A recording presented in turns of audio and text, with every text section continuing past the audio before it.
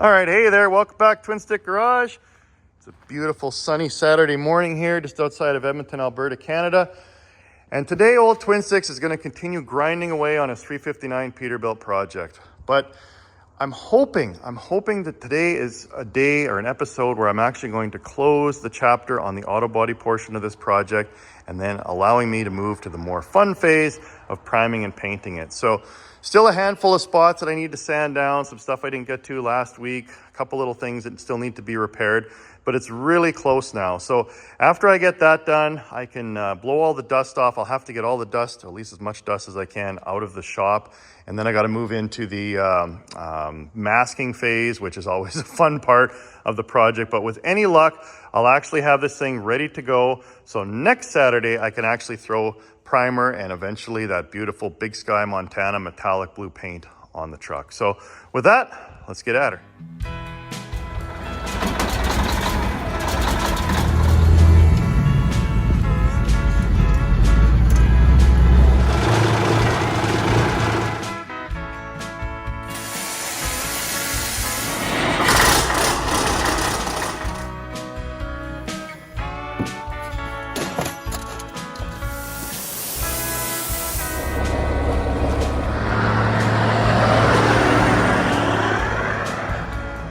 All right, so first up, what I wanted to do was get these old fenders off of the truck. And the main reason for that is so my platform here sits flat. And then when I put my scaffold stairs on there, I won't be falling into the sleeper. I'm trying to think through the logistics of actually painting this. And I've actually ordered some gymnastic rings that I'm gonna hang with lag bolts from the roof. So I can hang on that and then reach over and try and paint to the center line of the bunk without actually touching it. So I'm gonna set those up, but I wanna make sure that, like I say, this platform lays flat, so I'll get these fenders off of here.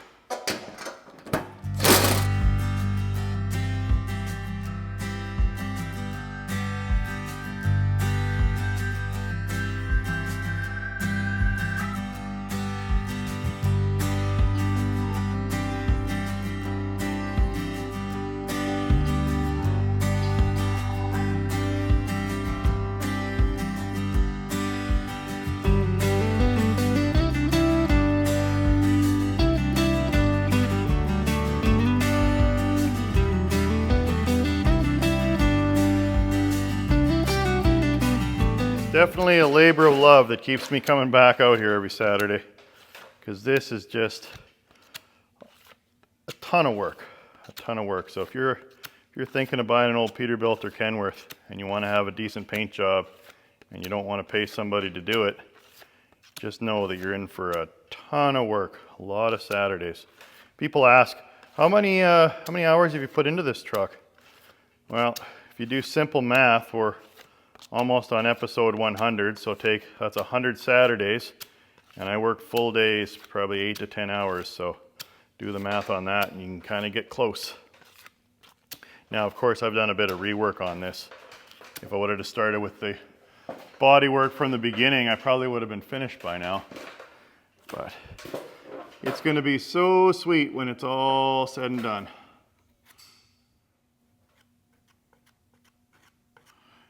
And it's also how much you want to do. Like, this is obviously my pride and joy, so I want to make sure that I get it as good as I possibly can. But you don't necessarily need to do the amount of work I'm putting into this thing. Take it down to bare metal.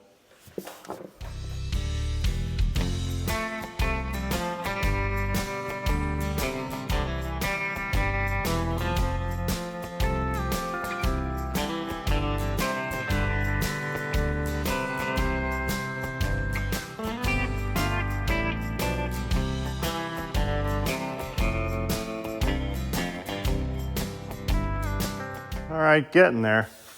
I can see the light at the end of the tunnel. So I'm just taking a little break from sanding and looking for anything that, or feeling for anything that doesn't quite feel right.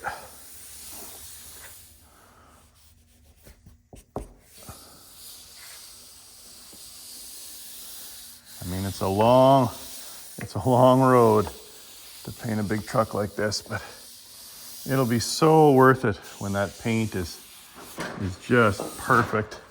and shining in the sun. Yeah, this is looking pretty good on this side.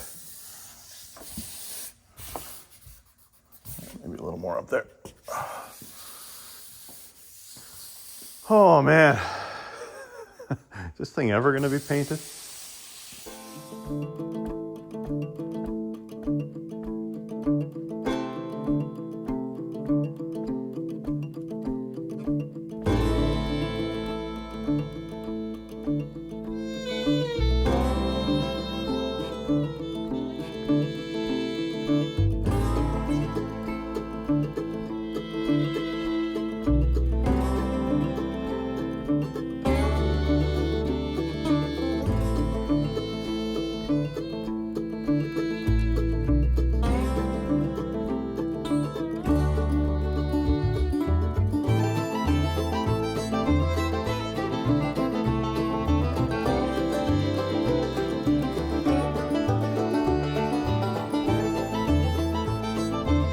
What I've found is you just can't rush the process, and if it isn't right, it's wrong.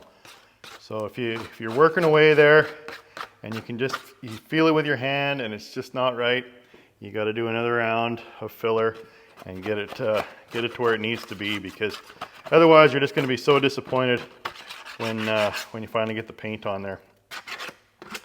So I'll just keep ping-ponging around the truck, and while I let that dry, I guess I'll go sand something else.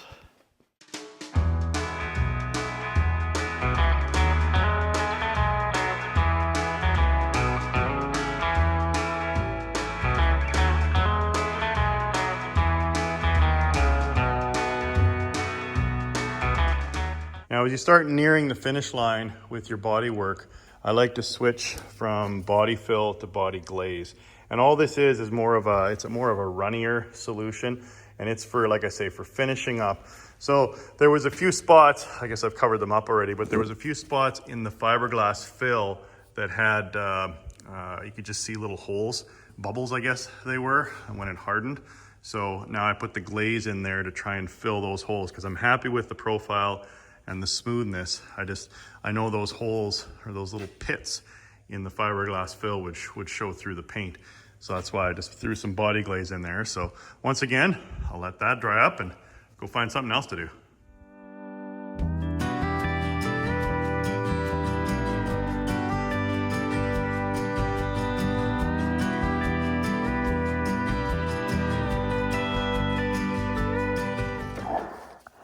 You always want to keep your spreaders clean, and I find the wire wheel is the best way to do that.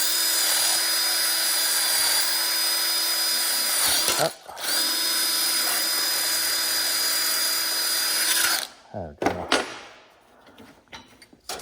Okay, so I found a spot that I need a little more glaze, so I'll go get some more of this stuff.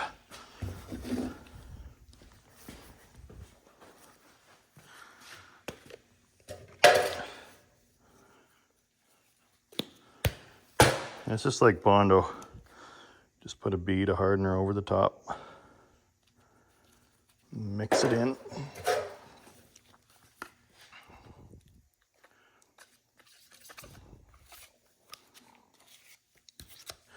But as I mentioned, and as you can see, it's a little, I guess, runnier, a little thinner consistency. So it really spreads in nice.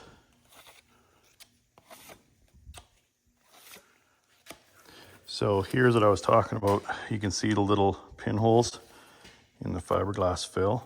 So just put a little bit of glaze in there and then sand that back out.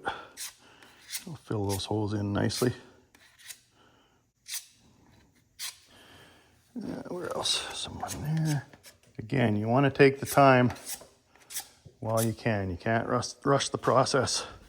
So once you get primer on there, it's game over.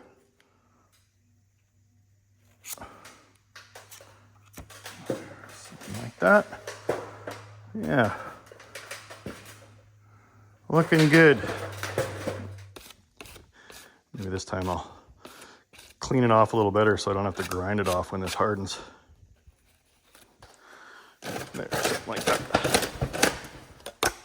Ready for the next round.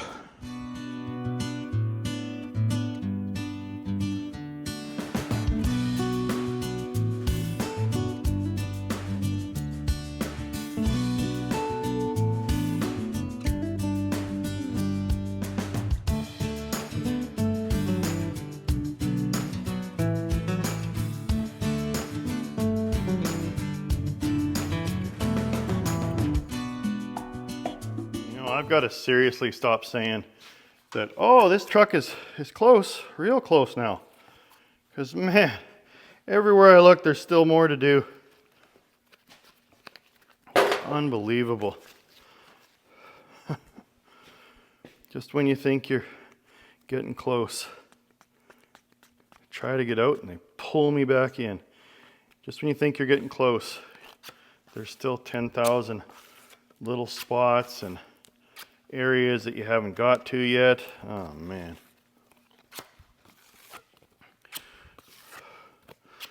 But like I always say, in the end, it's going to be worth it, right? Better be. Sure giving up a lot of my summer Saturdays here.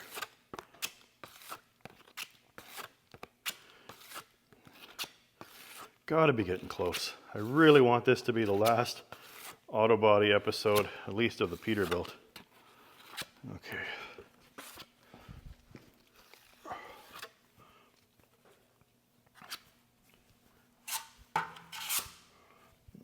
How can I do this?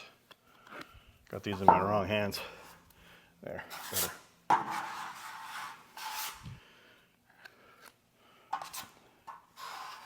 It's not quite there, and I don't want to leave it because I know I'm going to regret it if I do.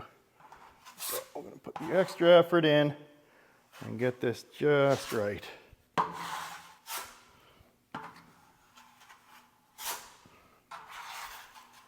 Now, a lot of people that are probably, well, professionals probably wouldn't watch this channel, but folks out there that know, they're probably thinking or ready to type that a DA is not the right tool. Ah, damn it. Gotta run in it. The DA is not the right tool for this. And they're kind of right. But the problem is I can't block sand this fender because it's not perfectly flat. There's a crown to it. So what I find, as long as I keep moving with the DA and don't never stop and get a flat spot, just keep working that arc, it seems to flatten it out nice. Like I always say, I don't, my way is probably not the right way, but it's my way.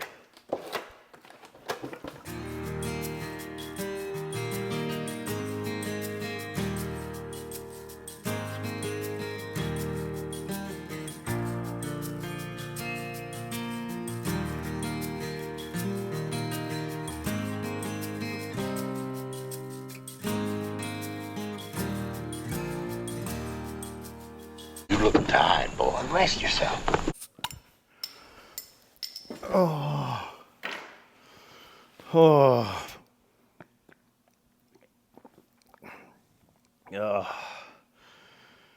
Oh, TwinStick's getting tired of doing body work. I figured I'd open the door up and let some fresh air in here. It's getting a little fumy. Oh, long time coming, but it's going to be such a treat when I finally get to drive this truck down the road, knowing how many hours and how many Saturdays I put into it. And man, I can't wait. It's kind of bittersweet because it's a beautifully hot day, but my shop faces south. So when I open the door, it's well insulated, so it stays cool in here. But midday, the sun's just beating in, and it's like 25 Celsius right now, or maybe closer to 30. So it's going to warm the shop up, but I figure fresh air is more valuable. Well, there's not that much left. I mean, once I get the fenders, serious this time, there's not that much left. Once I get the fenders done, there's a couple more little spots, but I'm wondering, just like the last episode when I had the holes in the grill from where I had the bug shield, I had to put huck rivets in there because they need to get painted. I'm wondering if I might get that visor back out and mount it on the truck and just see which holes I'm going to use and which ones I'm not. Because any that I'm not, if I'm not using those two on the side there, I may want to put a huck rivet in now, and that way it'll be painted over, painted blue. Oh, old TwinStick's getting tired of body work. I can't wait till I can get this thing into paint and then go do something fun. Yeah, I'm glad I did that. My intuition was telling me something. So these holes here, I can put a huck rivet in and zap that down. And then I can either put a nutsert in there, and then I got to drill into the A-pillar for that guy, and then just bolt it through. Man, that looks pretty sharp though, doesn't it? Oh yeah. And then I realized that these old huck rivets on here, I should grind those out, pound them out, and then put 2 new ones there as well. Yeah. Looking sharp.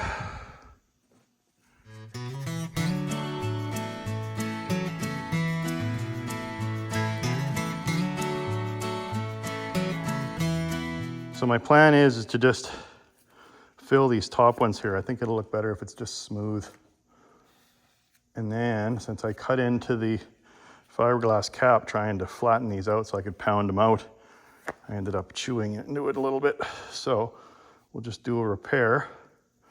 And then after I smooth it out, I can go from the inside and drill a new hole. Oh, Mark, you made way too much again. Maybe the fumes are getting to me.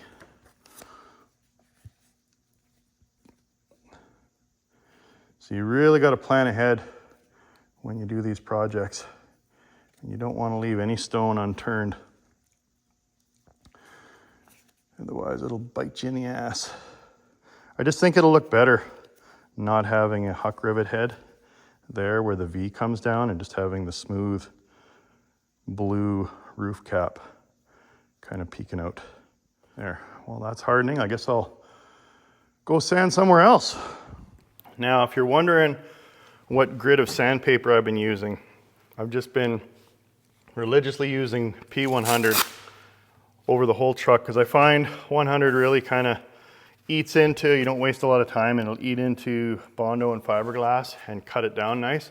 But what happens is it leaves kind of a rougher finish. So to add insult to injury, I still need to sand the entire truck. I bought a stack of 320s. And what I'll do is just go over the whole truck with 320 and try and get it as smooth as I can. Now, you'll see here on the door panel, I actually got it, I went over it with 320 already last week, and it really made it nice and smooth. So I just think that's the right thing to do. Again, I'm trying to get this thing as good as I can. I'm not a professional painter, and I figure that the smoother and the flatter I get the truck before I start throwing down primer, the better the end result will be. So now I need to go over the whole truck in 320.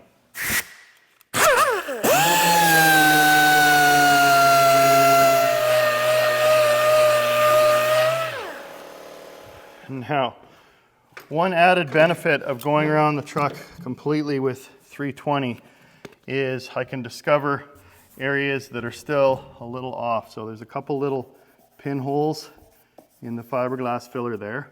So it's kind of a good opportunity to see every square inch of the truck and touch up any place that has been missed. Again, the difference between a average paint job and hopefully a great paint job. But man, does it ever gobble up time. But you can't rush the process. If you try and rush bodywork, you're gonna see it. You're gonna know.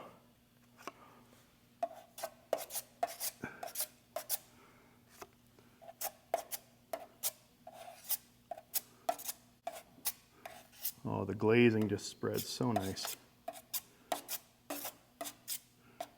There.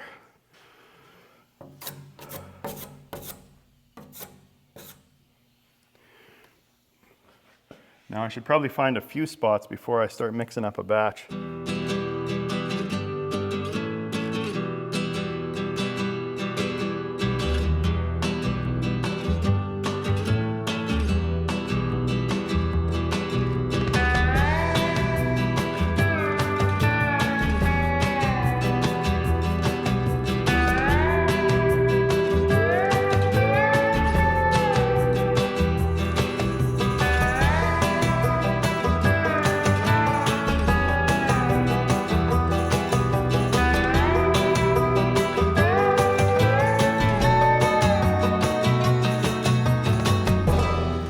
just to show you the difference. So that's 100 grit and that's 320. So it really takes all the scratches out of it. So I think it's a worthwhile effort. Plus, as I'm going, I'm finding little spots that I forgot that I patched. So it's kind of giving it the last once over all over the whole truck. But man, it's a ton of work. All right, I think old TwinStick is going to call it a day. Figure I'll end out the episode by opening some of the mail. So I got a letter here from Bryson in Loganville, Georgia. Let's see what Bryson sent me. Oh, look at that. Smokey and the Bandit. Isn't that awesome? Thanks so much, Bryson. That is a beautiful rendition of the Smokey and the Bandit truck and trailer. I appreciate that. So if any of you guys, young fellas out there, want to send, young or old, want to send TwinStick some artwork, please do. The address to my P.O. box is down below in the description. So I'm going to put that up on my corkboard. That is really cool. And then Rick from Pennsylvania sent me a care package. So I believe this is the Rick that I've been emailing back and forth. And Rick actually has a Buford replica. Now, if you're wondering what the story is on the Buford car, I mean, it's been a bit of a saga, but the final piece of the puzzle, the last thing to get it certified and so I could register it here in Alberta, is the windshield. Now, a windshield for a 77 Le Mans with a 4-door, it's different from the 2-door. I guess it's got a different curvature. It was damn near impossible to find, and the only place that I could find that had it was Classic Industries out of Huntington Beach, California.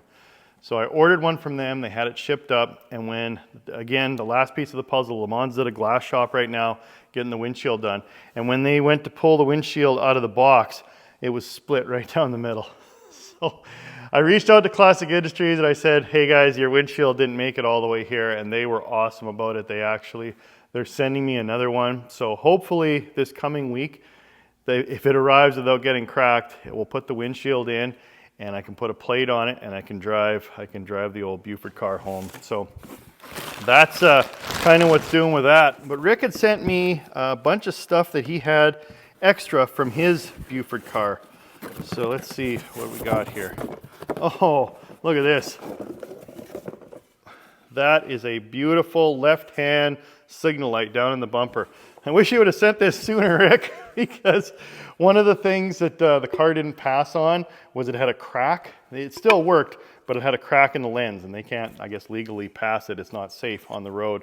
So I had to actually find one of these off of eBay. But it's always good to have an extra. And if I ever do the roof off Buford car, at least I'll have that going for me. Let's see what else we got here. Oh, that's really nice. That's a chrome rear view mirror for the driver's side with the controller.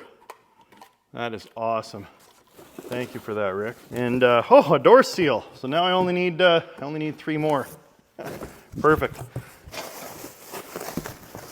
Oh, and a rear chrome ring for around the taillight. I can't remember what condition mine's in, but if it's rough, I'll definitely replace it. Oh, and he sent me some cheese grater hubcaps. Well, that'll be good if I ever start driving the car a little crazy and I go around a corner and the hubcaps start flying off like McQueen's did in Bullet. I've got some extras now. Actually, that would be great wall art, wouldn't it? To put those up. Oh, that's awesome. That one's actually in really good shape. Maybe what I'll do is, because I've got 4 on the car already, so maybe I'll pick out the shiniest, the best 4, and put those on the car, and then use the other 4 for some wall art. And this last one here, don't drop this, Mark. I think I know what this is. So, of course, the missing piece of the puzzle with the Buford car is the Federal, I think it's Federal 14 lights, the cop lights on the roof there. And one, I believe, is motor driven, and then that bar that goes across, there's actually a chain inside of it, and it chain drives the second light, so they kind of turn at the same time. But one of the things, so you can find the Federal light bars and the lights. They exist, but they all have either amber or red lenses. The blue lenses are damn near impossible to find. They're like unicorns. And Rick had mentioned that he had one laying around. So there is the first piece of the puzzle. Wow, that is beautiful. So now all I need is the light bar, 2 lights, and 1 more blue lens. So if anyone out there in YouTube land knows where I can get a blue lens for a Federal, I think it's either a Federal 11 or Federal 14 light, let me know, because that is beautiful. Okay, and the last piece of mail here is, this is something I actually bought for myself. I was doing a little research online, trying to figure out, because of course, not only do I need to get the light on the roof, I need to get the sheriff of. Now, it looks like Montague, M-O-N-T-A-G-U-E, Montague, but I believe someone was correcting me, and they said, actually, us Texans call it Montauk County or something. Anyway, it doesn't sound anything like it's spelled. But anyway, I was looking for the Montague County sheriff sticker. Now, this obviously isn't the one that goes on the door. It's just a decal someone recreated. But it's actually a vinyl sticker that I can put up on the door of the shop. So that's the final piece of the puzzle as well. Now my rapper Tony, the guy that did the Smoking the Bandit trailer, he figures he'll be able to recreate this. I don't know if there's any copyright to the Montague Sheriff deal there, but I'm sure he can replicate that and then make a sticker that's just the star and put it on both sides of the door. Of course, I still need to do the body work on the Buford car, and painted brown, obviously, and then put the light bar on, and then put the sheriff stickers on the door. But that project's not going to be nearly as much work as this Peterbilt has been. But that'll be in a future episode. So, like I say, I'm going to wrap it up there, have another sip of Coors. Thank you all for watching. Hope you have a great week. With any luck, I'll... one of these episodes, I promise I'm going to get this Peterbilt painted by the time I get to the 100th episode. That was the goal. And I think I'm on, what, like 97, 98 now? So I still got 2 more episodes to get it into paint. But it's real close now. I know I've said that a lot of times, but I think I'm getting over the hump. So thanks again for watching. If you want to hit the like button, go ahead. If you want to comment down below, I read them all. And with that, hope to see you next week. Don't ever forget, if you got it, a trucker brought it. And don't ever forget as well, no project is too big if you take it little by little.